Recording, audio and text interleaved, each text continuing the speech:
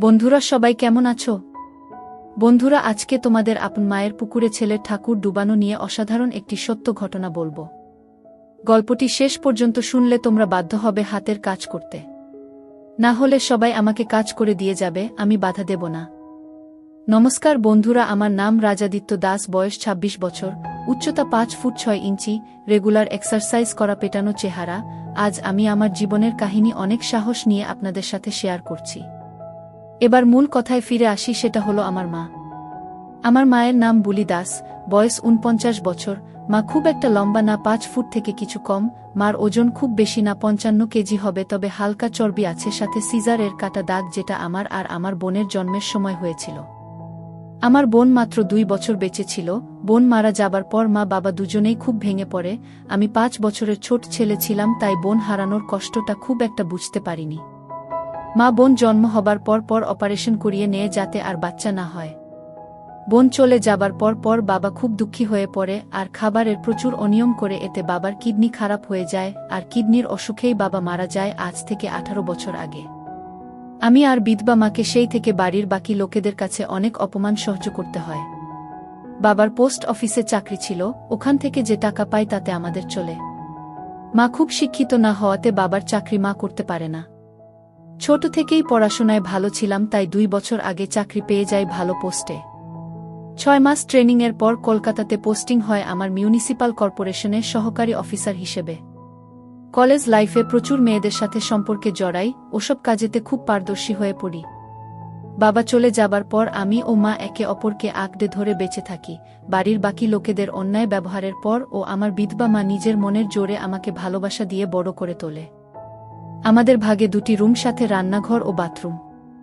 ছোটবেলায় মার সাথে ঘুমাতাম, কিন্তু মাধ্যমিক পরীক্ষার পর আলাদা ঘরে ঘুমাতে চাইলে মা মানা করে, তাই অন্য ঘরে পড়াশোনা করে রাতে মার সাথেই ঘুমাতাম। কলেজে পড়ার সময় পড়া ছাড়াও ওসব নিয়ে খুব ভাবতাম, আর বাড়িতে লুকিয়ে লুকিয়ে ভিডিও দেখতাম আর বাথরুমে হাত দিয়ে। মা আমাকে আদর করত সবসময়, আর আমিও মাকে খুব ভালোবাসতাম ও শ্রদ্ধা করতাম, তবে মাকে কখনো অন্য নজরে দেখিনি। মা বাবা চলে যাবার পর ও অন্য কোনো সম্পর্কে জড়ায়নি ও আমাদের মাঝে কোনো তৃতীয় ব্যক্তিকে আনেনি, শুধু আমাকে ভালোবেসে নিজের সব চাহিদাকে বিসর্জন দিয়ে বেঁচে আছে, তাই মার প্রতি আমি খুব শ্রদ্ধাশীল। ২২ বছর বয়সে আমি গ্র্যাজুয়েশন পাস করে আমি কোচিং-এ ভর্তি হই ও সরকারি চাকরির পরীক্ষার জন্য প্রস্তুতি নিতে শুরু করি, ও ধীরে ধীরে বান্ধবীদের সাথে যে ওসব কাজ করতাম সেটা আস্তে আস্তে বন্ধ হয়ে যায়। তাই হাত দিয়ে কাজ সারতে থাকি।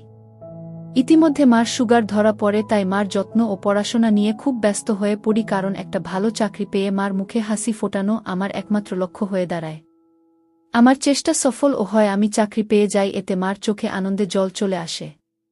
আমি চাকরির ট্রেনিং-এর জন্য বাইরে যাই। ট্রেনিং শেষ হলে কলকাতাতে পোস্টিং পাই। একাই কলকাতা যাবার সিদ্ধান্ত নিই, কারণ আমি ভেবেছিলাম আগে চাকরিতে স্থিত হই, তারপর মাকে নিজের কাছে নিয়ে যাব। মা রাজি না হলেও আমি জোর করে একা কলকাতা চলে আসি, আর এক বেডরুম, বাথরুম আর কিচেনের একটা ফ্ল্যাট ভাড়া নেই।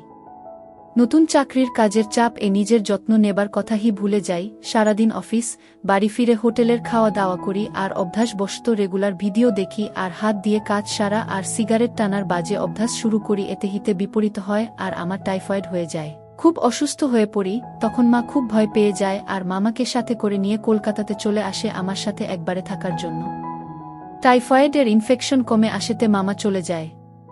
মামা চলে যাবার পরে মা সারাদিন আমার যত্ন করে, আমাকে খাইয়ে দেয়, আমার সব কাজ করে। স্নান করিয়ে দিতে চাইলে আমি রাজি না হওয়াতে মা আমাকে বাথরুম-এ ধরে ধরে নিয়ে যায় আর দরজার বাইরে দাঁড়িয়ে থাকে। এভাবে আস্তে আস্তে সুস্থ হতে থাকি। ডাক্তার আরও কিছুদিন বেড রেস্ট নিতে বলে। এদিকে মা থাকাতে অনেকদিন ভিডিও দেখতে পারছি না, তাই ছটফট করছি জ্বালায়। এভাবে হঠাৎ করে একদিন ফোনের নেট ঘাঁটতে ঘাঁটতে একটা গল্পের সাইট খুলি। গল্পের মেয়েটির জায়গায় ক্যাটরিনা কাইফকে মনে করি আর ছেলেটির জায়গায় নিজেকে। এভাবে নিজেকে শান্ত করি।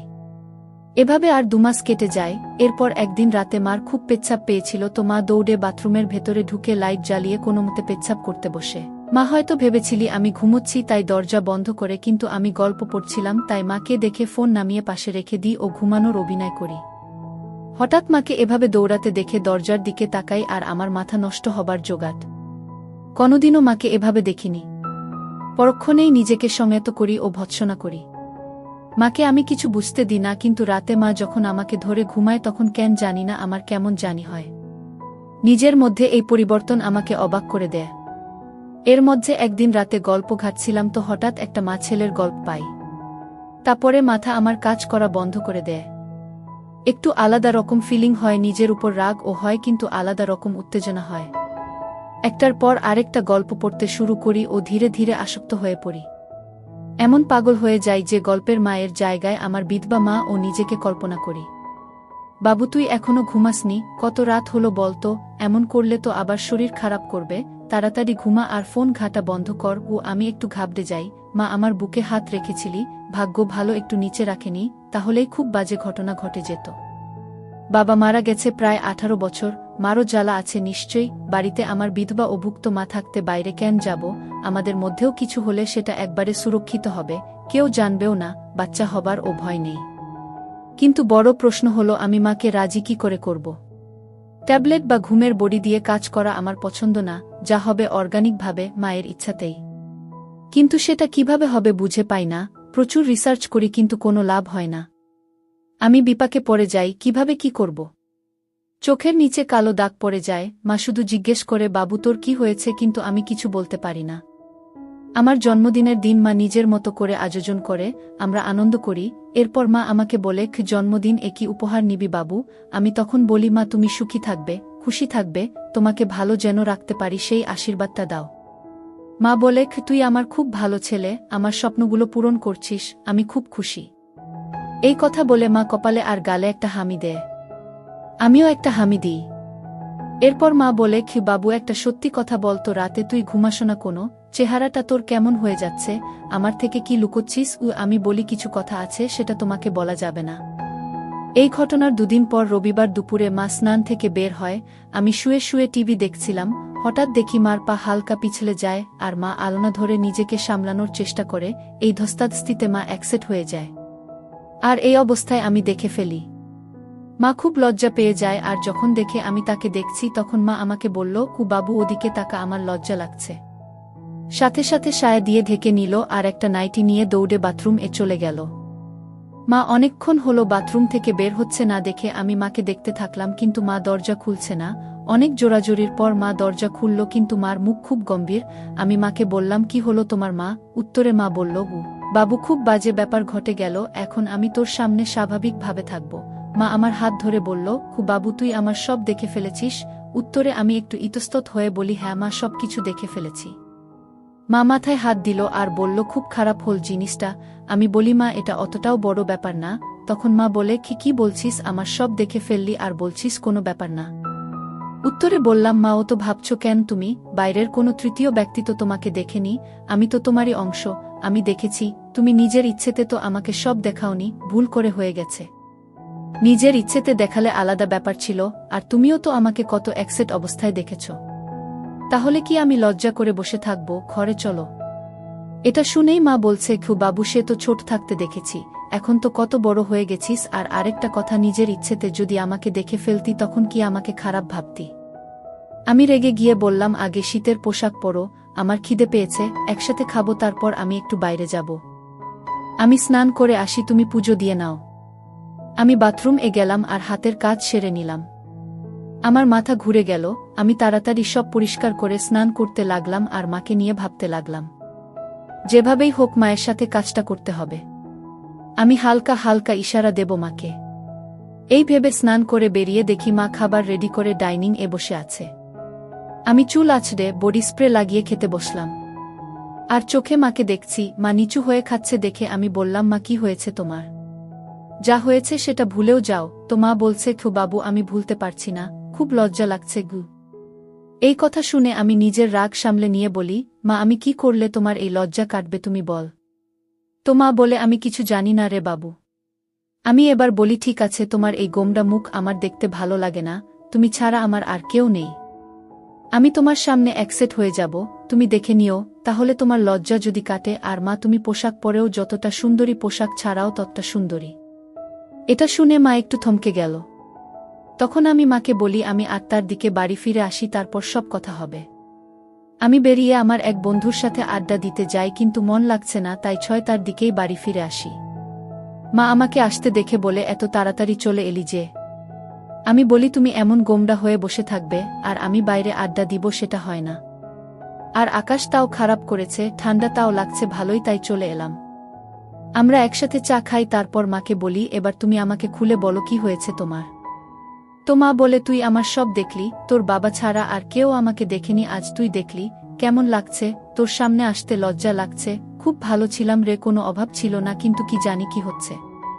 তখন আমি রেগে যাই আর বলি কি তোমাকে পুরোপুরি অ্যাকসেপ্ট প্রথম দেখেছি হয়তো, কিন্তু তোমার প্রায় প্রতিটি অঙ্গ আমি দেখেছি যখন তুমি রাতে বাথরুম যেতে দরজা বন্ধ না করে। মা এটা শুনে একটু থ হয়ে যায়। এরপর আবার আমি বলি এই মাঝ বয়সেও এত মেইনটেইন করে রেখেছ, পেটের ছেলে দেখেছে তাতেও লজ্জা। আর জিজ্ঞেস করতে না আমি কেন ঘুমাই না, সেটার উত্তর হলো রাতে ঘুম আসে না। ২৬ বছর বয়সে যে জ্বালা হয় সব ছেলে ঠিক তেমন হি জ্বালা আমার, কাউকে বলতে পারি না, তাই ভালোবাসার অভাবে আমার এই অবস্থা। মা তখন বলে নিজেকে সংযত কর, আর অন্য একটি উপায় আছে, সেটা কর, একটু আরাম পাবি, কিন্তু শরীরকে এভাবে কষ্ট দিস না বাবা।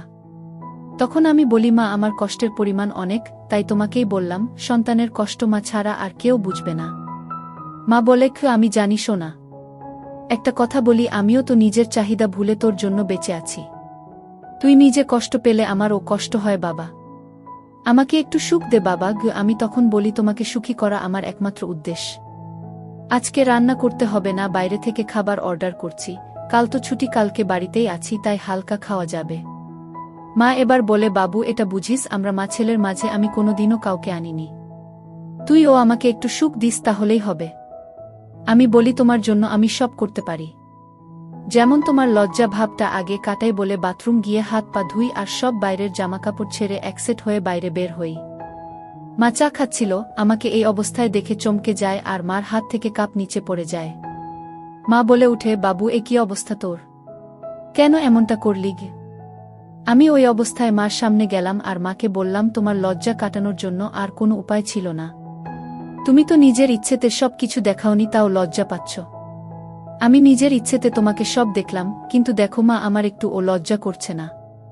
তোমার লজ্জা আশা করি এবার কেটে যাবে, আমরা একে অপরের পরিপূরক, আমাদের মাঝে কেউ আসবে না, তোমার সব কষ্ট আমি দূর করব, এভাবে মনমরা হয়ে থাকবে, আমি সেটা দেখতে পারছিলাম না। মা আমার কথাগুলো শুনছিল আর এক দৃষ্টিতে আমাকে দেখছিল, তারপর মা বলল খুব কাপড় পরে নে, অসভ্য ছেলে, ঠান্ডা লেগে যাবে। আর লজ্জা করব না ঘি বলে দাঁড়ালো আর একটা হামি দিল আর রান্নাঘরে চলে গেল। নিজেকে আয়নাতে একবার দেখলাম আর ভাবলাম চেহারাটা বেশ আমার। আমি এবার পোশাক পরে নিলাম। ইতিমধ্যে খাবার চলে আসলে আমরা তাড়াতাড়ি খেয়ে নিলাম। বাইরে ঝড় বৃষ্টি শুরু হলো, লোডশেডিং হয়ে গেল, আমরা সব ঠিকঠাক বন্ধ করে ইনভার্টার দিয়ে ছোট বাল্ব চালিয়ে শোবার জন্য রেডি হলাম। আমাদের ফ্ল্যাটটা 3rd ফ্লোরে, ওই ফ্লোর আরেকটি ফ্ল্যাটই আছে, কিন্তু ওনারা বাইরে থাকে। আমাদের উপরে টেরাস গার্ডেন। মা শুয়ে পড়ল, আমি বাথরুম এ গিয়ে মার কথা ভেবে কাজ করতে লাগলাম, কিন্তু মা ডাকাডাকি করাতে ঘরে চলে আসলাম। মা ঘরে আসতেই জিজ্ঞেস করল এতক্ষণ কি করছিলি গু? আমি বললাম পটি করছিলাম। তো মা হঠাৎ বলে উঠল পটি করছিলি না অন্য কিছু করছিলি কে জানে। আমি কিছু বললাম না, জল খেয়ে সোজা বিছানাতে উঠলাম ও কম্বল গায়ে দিয়ে মাকে বললাম মা আরও গল্প করি, নিজেদের সুবিধা অসুবিধা সব বুঝি, কেবল 10টা বাজে, কাল ছুটি, দেরি করে উঠব। মা বলল ঠিক আছে, আজ থেকে আমি তোকে ঘুম পাড়িয়ে দেব গু। আমি বলি মা একটা কথা জিজ্ঞেস করব, লজ্জা পাবে না বা রাগ করবে না?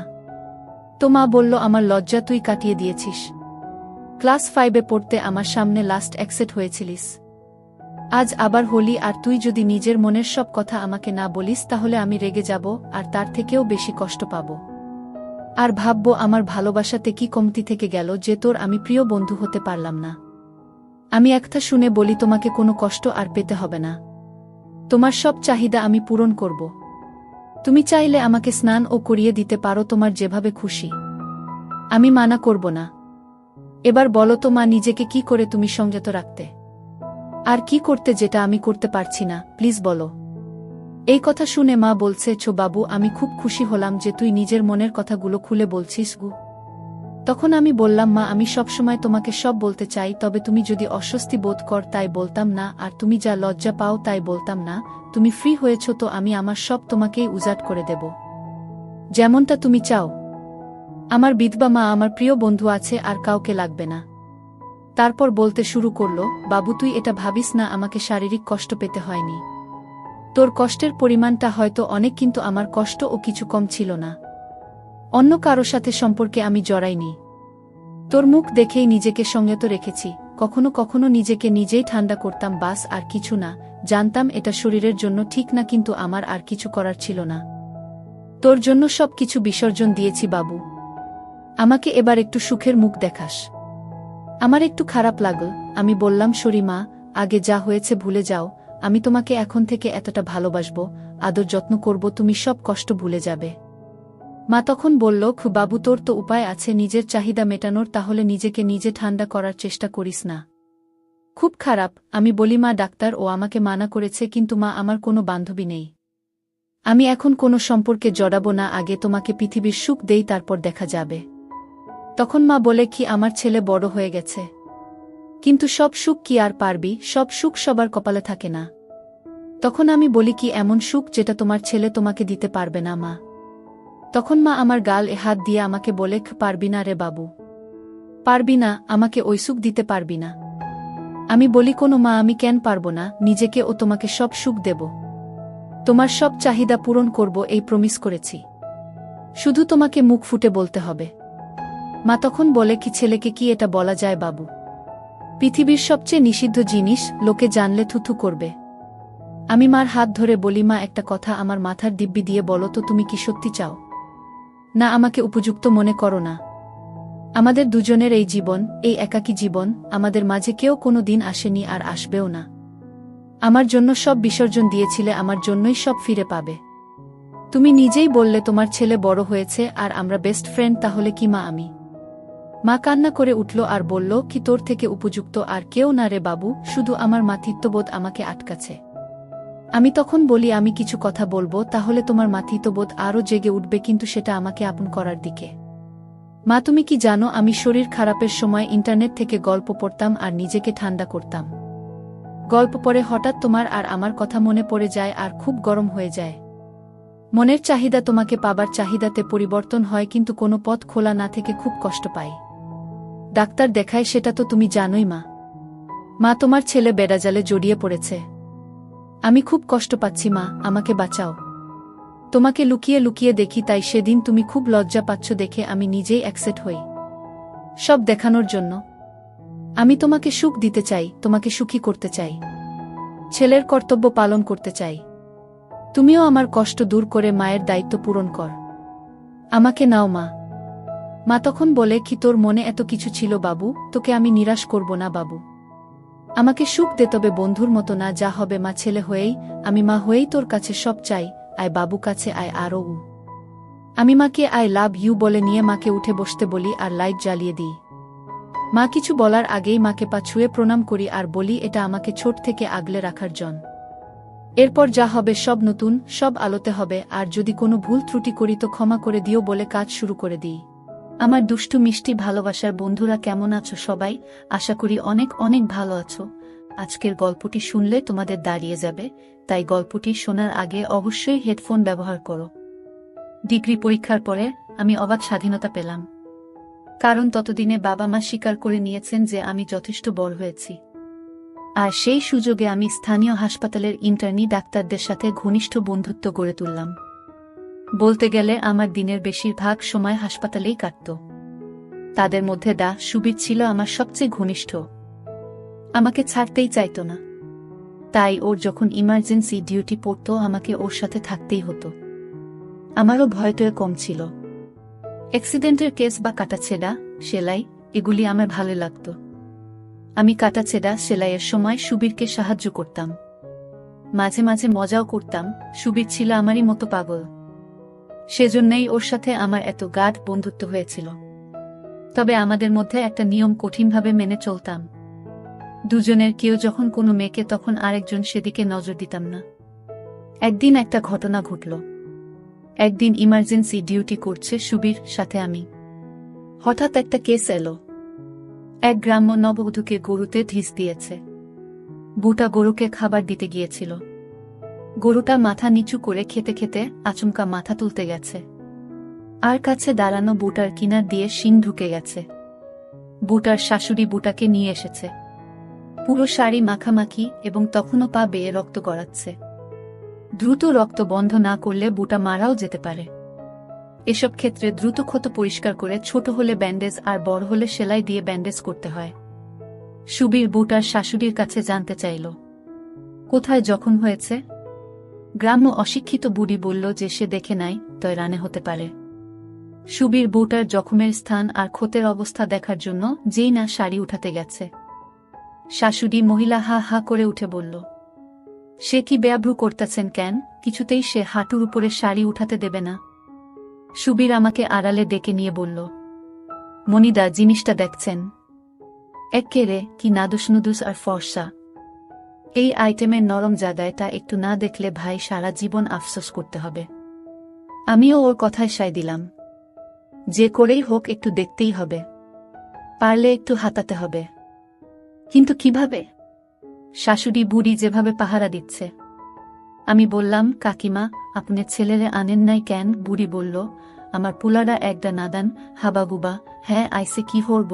আমরা পরামর্শ করে একটা বুদ্ধি বের করলাম। সত্যি মেয়েটা একেবারে ছোট, বেশ এরকম মেয়েদের কোলা ব্যাঙের মতো গাবদা হয়। সুবীর শাশুড়িকে বলল, কাকিমা, আপনি একটু ওইখানে দাঁড়ান, আমি একটু আপনার বৌমার সাথে কথা বলবো। শাশুড়ি রাজি হয়ে একটু দূরে সরে গেল বটে, কিন্তু তীক্ষ্ণ দৃষ্টি রাখল আমাদের দিকে।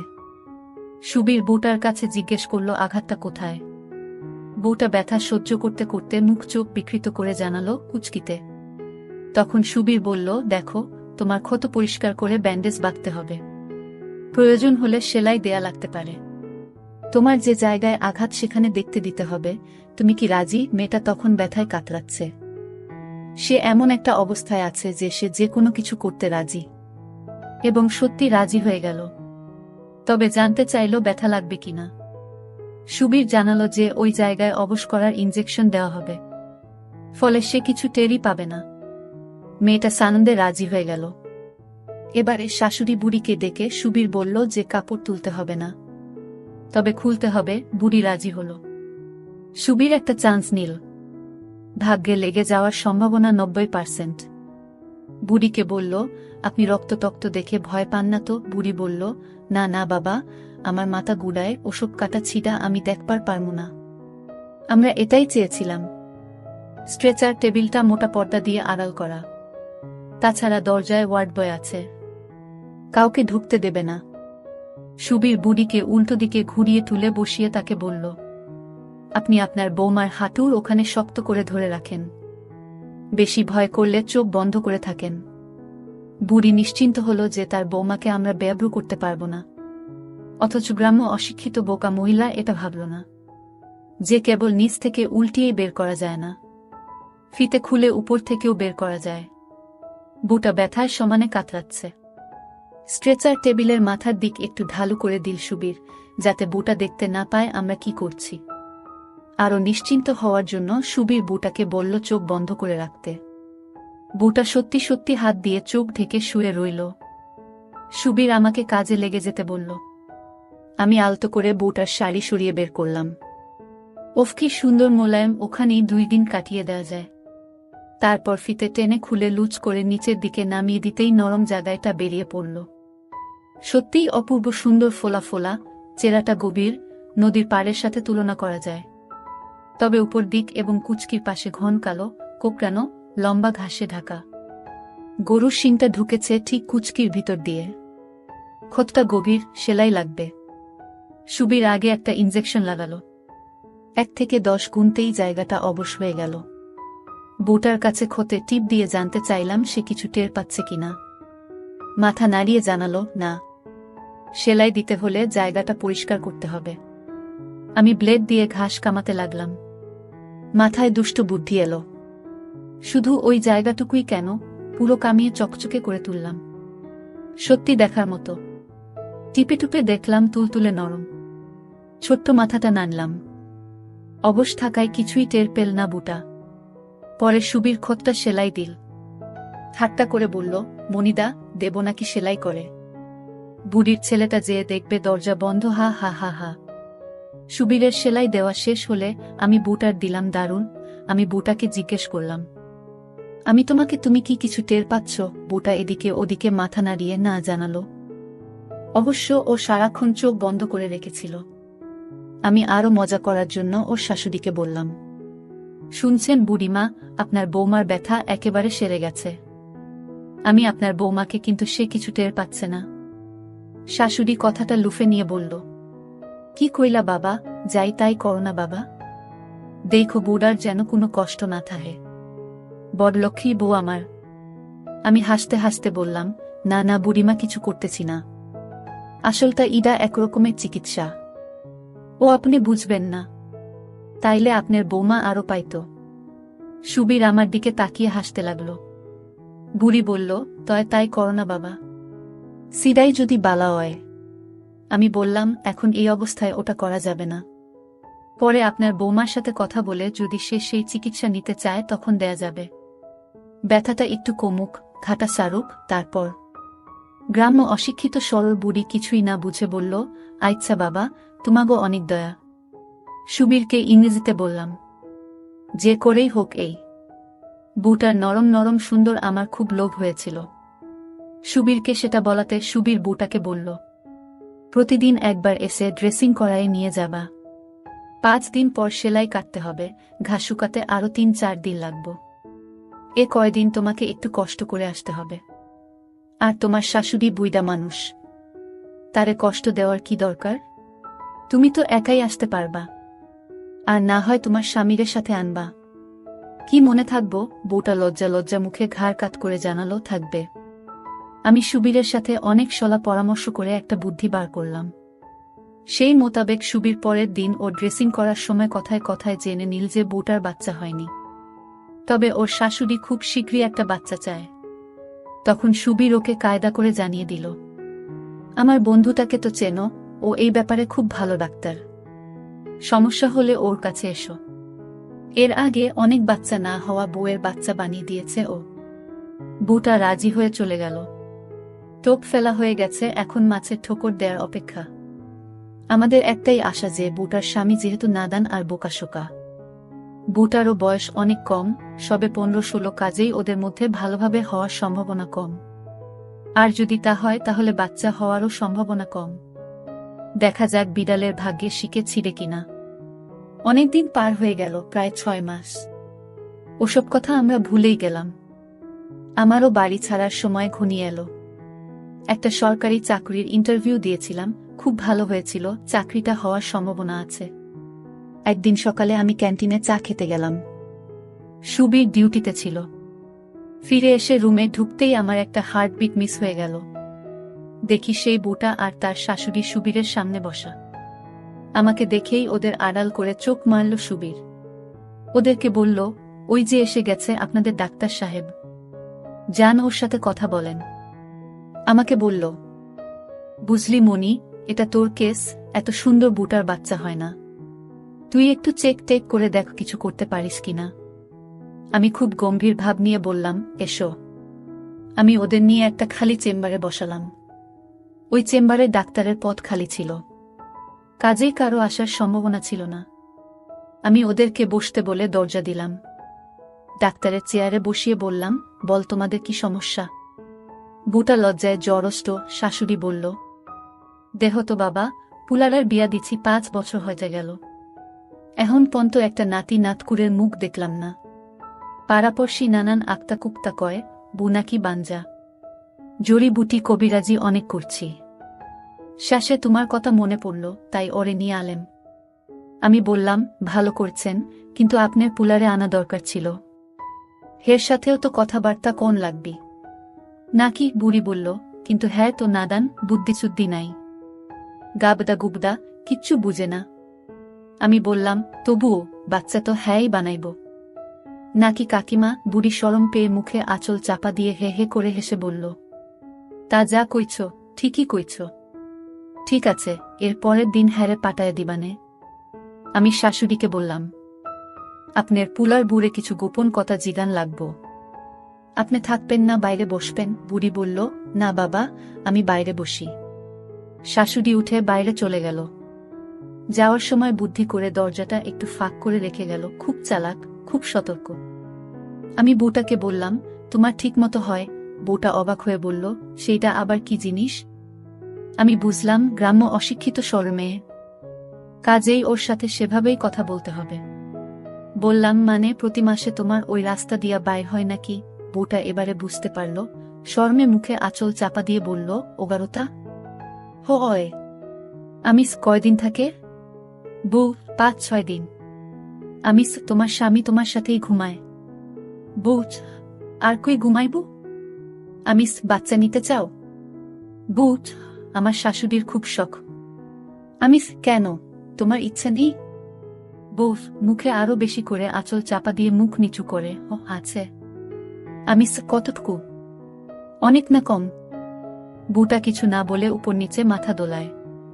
আমি ঠিক করে মুখে বলো, কম না বেশি? বউ, একটু বেশি। আমার হাওড়ি কয়েছে এইবার বাচ্চা না ওইলে হ্যার পুলারে আবার বিয়া হরাইব। আমি সপ্তাহে কয়দিন স্বামীর সাথে থাকো?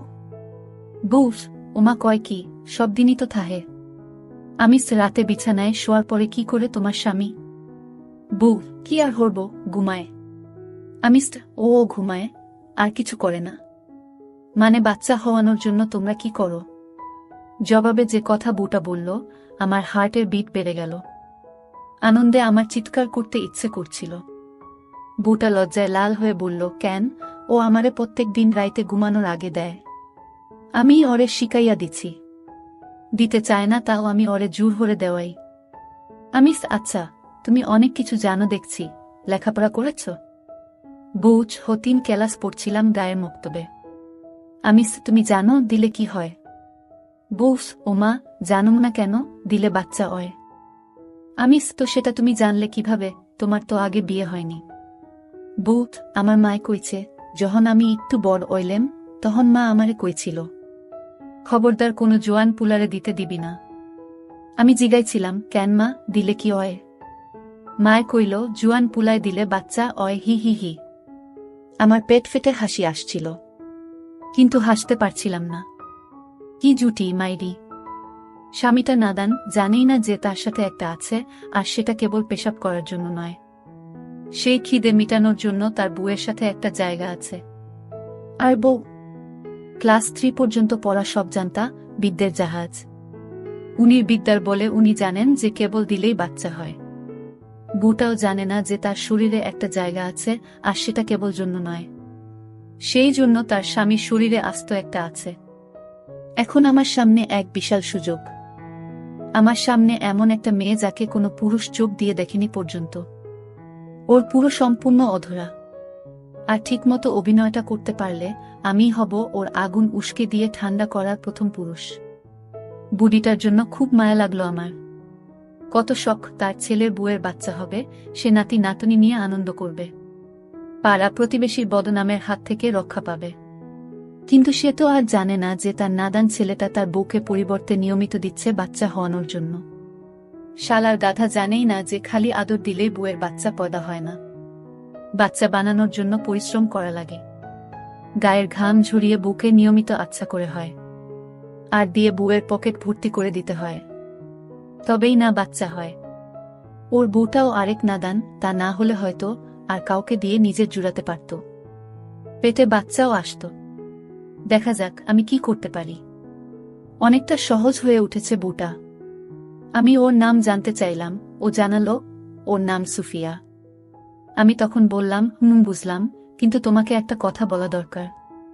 তুমি যদি আমার চিকিৎসা নিতে চাও তাহলে এই কথাগুলি তোমার শোনা অতি জরুরি। সুফিয়া জিজ্ঞেস করল, কি কথা? বললাম, প্রথমত আমার সামনে লজ্জা করা চলবে না। লজ্জা থাকলে চিকিৎসা হবে না।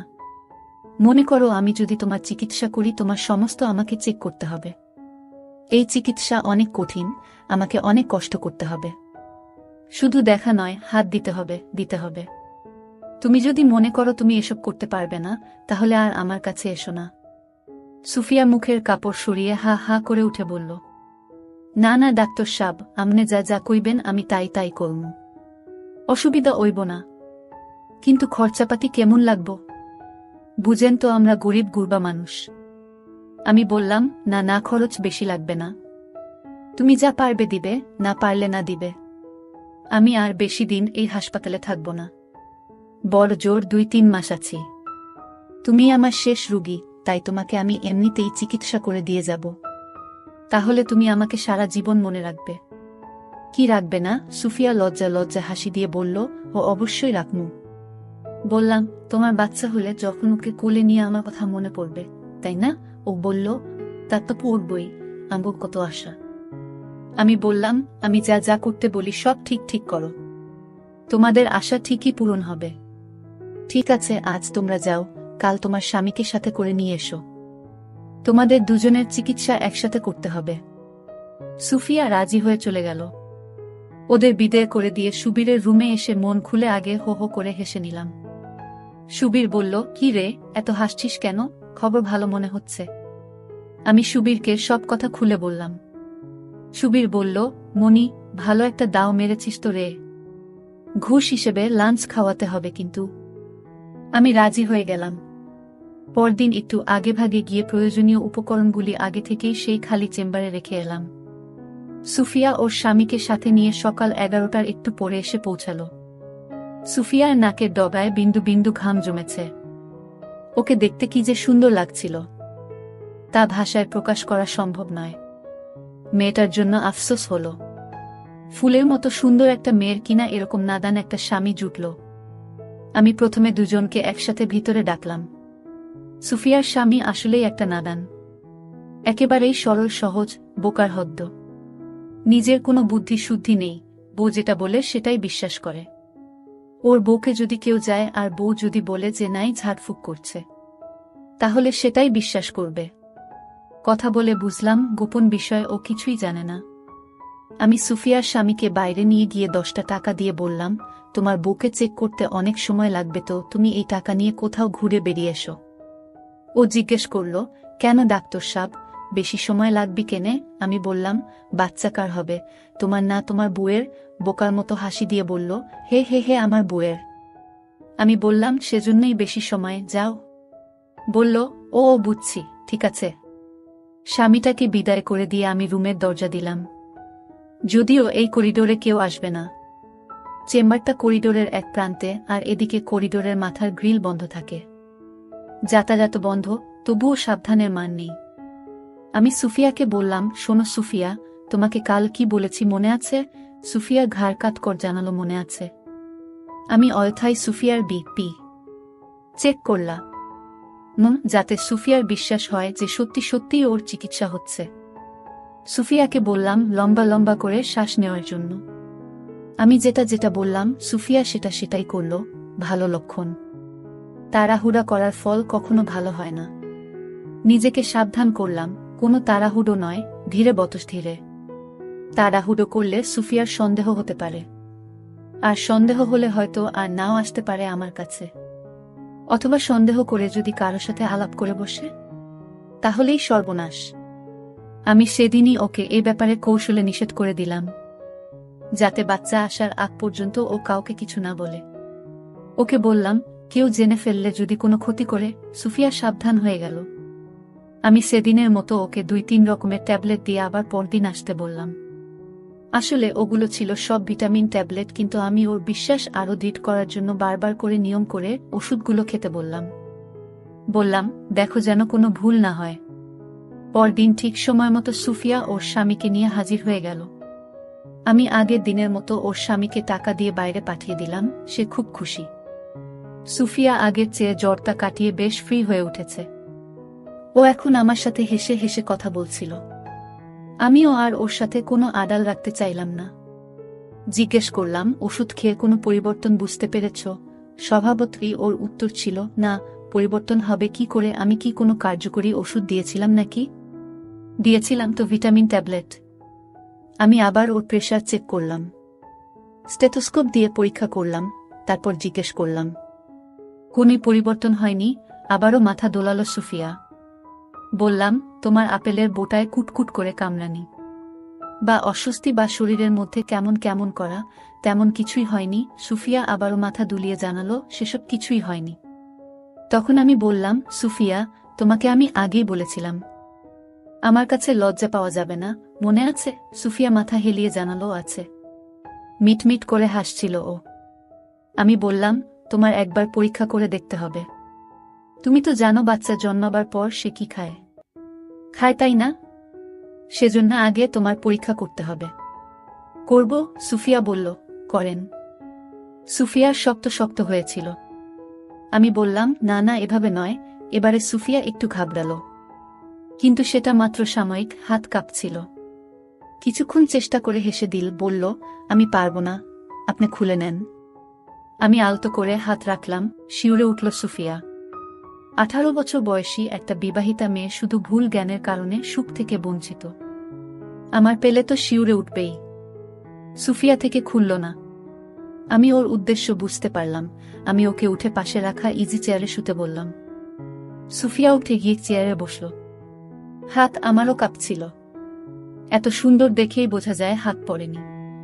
পুরোপুরি গোল। আমি ওর দিকে তাকিয়ে থাকার জন্য সুফিয়া লজ্জায় মুখটা অন্যদিকে ফিরিয়ে থাকল। আমি আলতো করে একটা সুফিয়া এমনভাবে ঝাঁকি দিয়ে উঠল, মনে হলো ওর ভিতর দিয়ে কারেন্ট চলে গেল। আমি জিজ্ঞেস করলাম, কি হলো? সুফিয়া মুখে আঁচল চাপা দিয়ে বলল, কিছু না, কেমন যেন লাগলো। আমি বললাম, কেমন লাগলো? সুফিয়া বলল, কইতে পারুম না, কেমন যেন লাগলো। আমি এবারে একটা। সুফিয়ার মাঝে মাঝেই ঝাঁকি দিয়ে উঠছিল। আমি জিজ্ঞেস করলাম, কেমন লাগছে এখন? সুফিয়া বলল, কেমন জানি লাগতেছে। আমি বললাম, ভালো না খারাপ? সুফিয়া লজ্জিত হাসি দিয়ে বলল, বালা। সুফিয়া রীতিমতো হাঁফাতে লাগল। বুঝলাম, কাজ হবে। এগুলো নরম করতে হবে, না হলে বাচ্চার জন্য খাবার জমবে না।